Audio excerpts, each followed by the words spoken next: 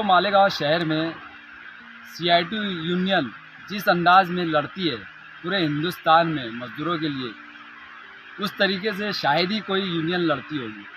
इसलिए मैं आप लोगों से गुजारिश करता हूँ कि हमारी सीआईटी यूनियन कामरेड यूनियन से जुड़े और इंशाअल्लाह ईद के बाद हम मेंबर साझी भी करने वाले हैं।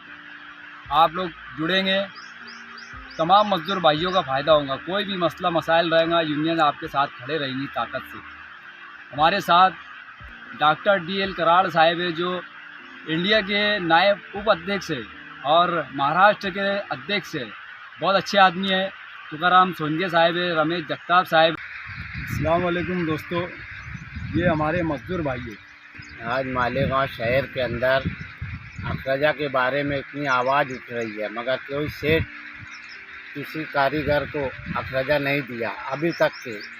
और आज देखो मालेगांव में कारीगर कितना परेशान है, दुनिया भर की महंगाई है। आज सेठ लोग के ऊपर ज़रा अभी वो असर नहीं है कि भाई लोगों को, कारीगरों को उनकी अखरजा दी जाए।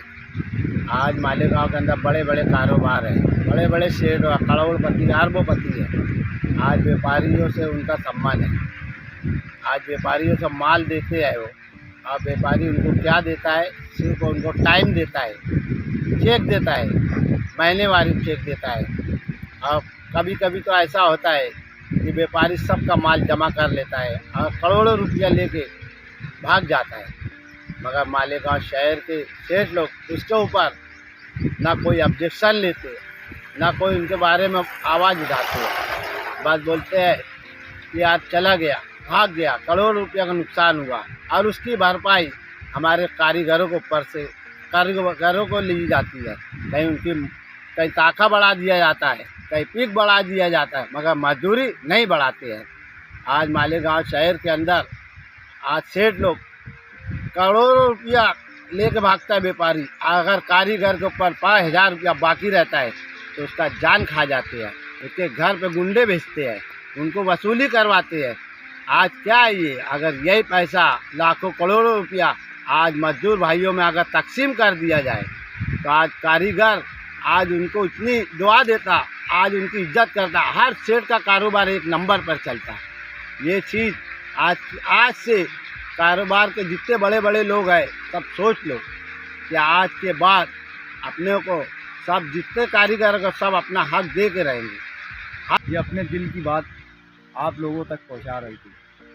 दोस्तों, अक्सर ऐसा होता है कि बड़े व्यापारी करोड़ों रुपया लेकर भाग जाते हैं, लेकिन उन पर कोई एक्शन नहीं होता। लेकिन उसकी जगह अगर ये लोग मज़दूरों को 2 पैसा, 5 पैसा, 10 पैसा अगर बढ़ाकर मजदूरी देते तो आज ये नौबत नहीं आती।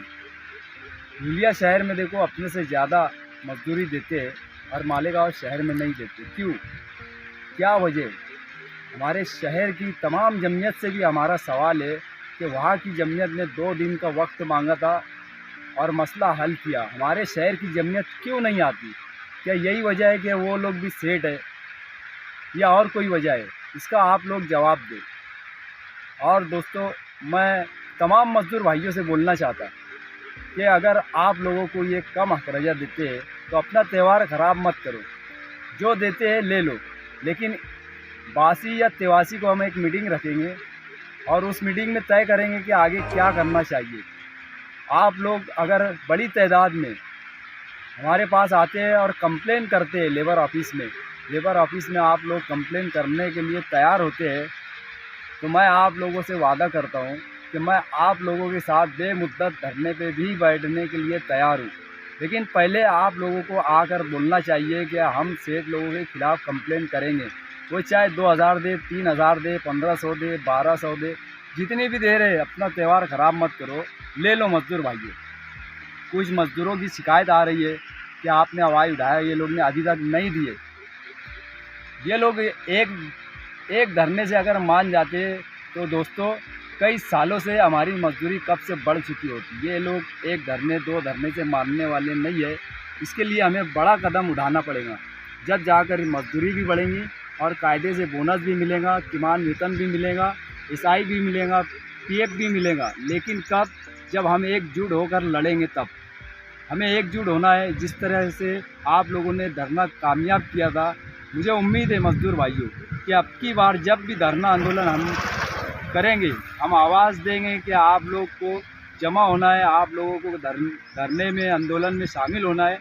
तो मुझे अल्लाह की ज़ात से उम्मीद है कि पूरा शहर जमा होगा और ये शेडो को हम अपनी ताकत दिखा के रहेंगे।